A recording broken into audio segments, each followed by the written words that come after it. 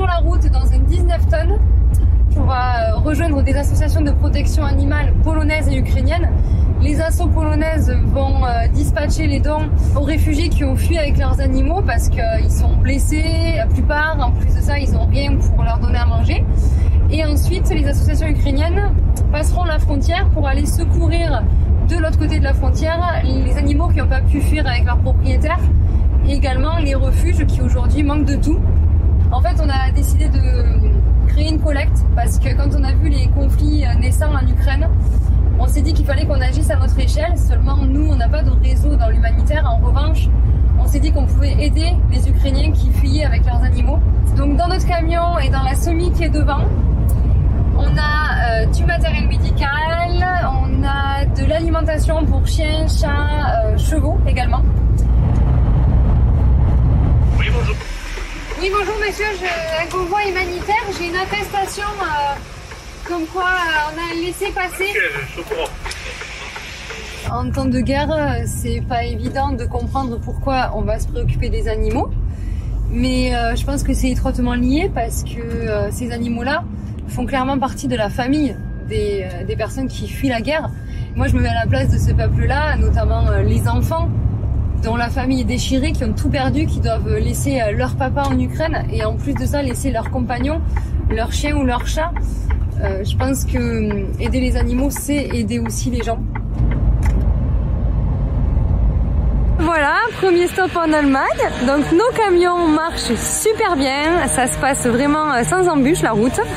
Clairement, le camion roulait aujourd'hui 12h15 je crois à peu près.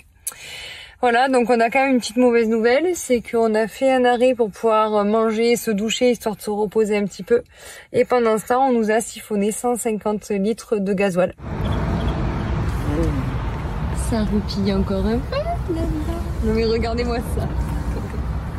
Coucou Caro. Bon mais ça y est, on se rapproche vraiment de la frontière polonaise. Et voilà, Jojo qui est en contact avec les associations locales directement. Là on fait une petite pause, on est à peu près à 2h30 de Cracovie. Donc sur l'aire où on est, on a rencontré d'autres convois. On a aussi eu en live des informations d'un pompier qui est dans une gare à 10 km de la frontière ukrainienne et qui dit que c'est choquant. Lui, il est pompier, il en a vu des choses, mais là c'est choquant. Il dit que les gens arrivent, descendent du train avec les animaux dans les bras, tout le monde est affamé, les gens, les animaux, ils n'ont pas bu, ils n'ont pas mangé depuis on ne sait pas combien de temps. Ils sont parqués dans la gare.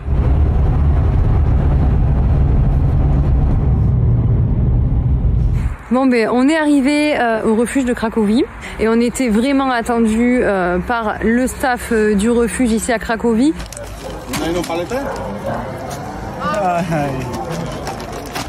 Le camion rouge là va être rempli pour partir directement en Ukraine. On a eu des informations de la part du président du refuge ici en Pologne qui nous dit qu'en fait il y a beaucoup de points de frontière où on demande aux gens de laisser leurs animaux. Donc soit ils passent tout seuls, soit ils passent pas.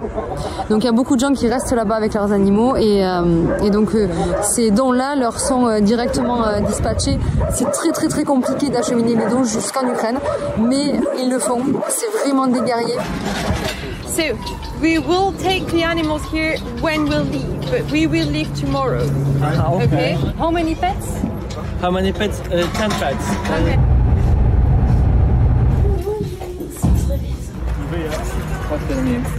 Alors ma beauté, ça va? Oh baby, ça va mon bonhomme? Ce soir, on est tranquille, on a les animaux avec nous et à tour de rôle, on les ouvre un par un, qui puissent se dégourdir les jambes. C'est des animaux qui sont vraiment traumatisés. Dans leur regard, ça se sent.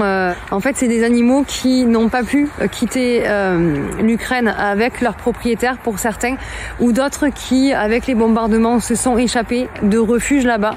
Et donc, c'est vraiment des animaux qui sont terrorisés. Coucou toi. Oh. Et vous les petits loulous, comment ça va? On a peur encore.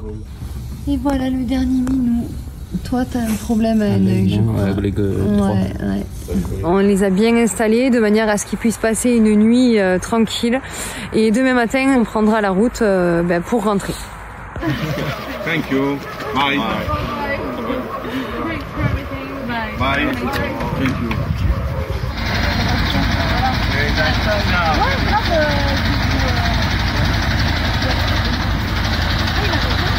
Bon, allez, on va reprendre la route, nous, avec le camion. C'est reparti pour 3 jours.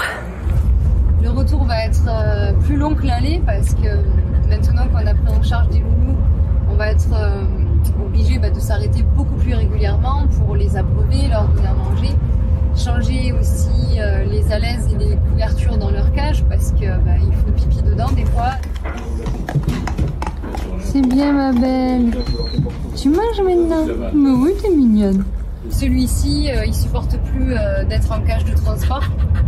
Il est hyper stressé. Du coup, pour eux, on va tout faire pour qu'ils aient un avenir serein. Ils seront confiés à des familles qui n'ont pas d'autres animaux, de manière à ne pas passer en chenil, mais à être dans un foyer. Coucou bébé chou! Oh, ça va mieux, dis donc. Ça va tranquille, toi? Oui, tranquille la vie, tout ça.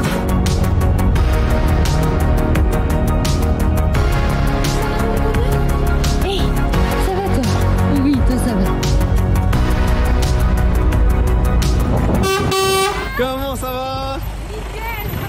Nickel. Coucou père. Ça va.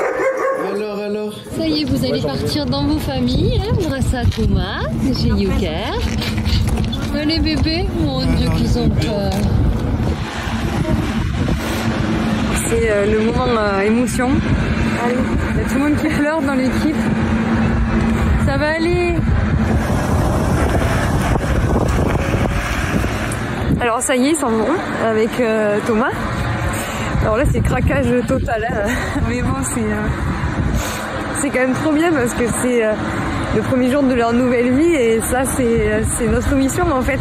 Donc c'est sûr que quand on réalise qu'ils ont vécu tous les traumatismes en fait en se mettant un petit peu à leur place, c'est énorme. Mais c'est là notre rôle aussi et c'était l'objectif de la mission et c'est réussi. Donc voilà.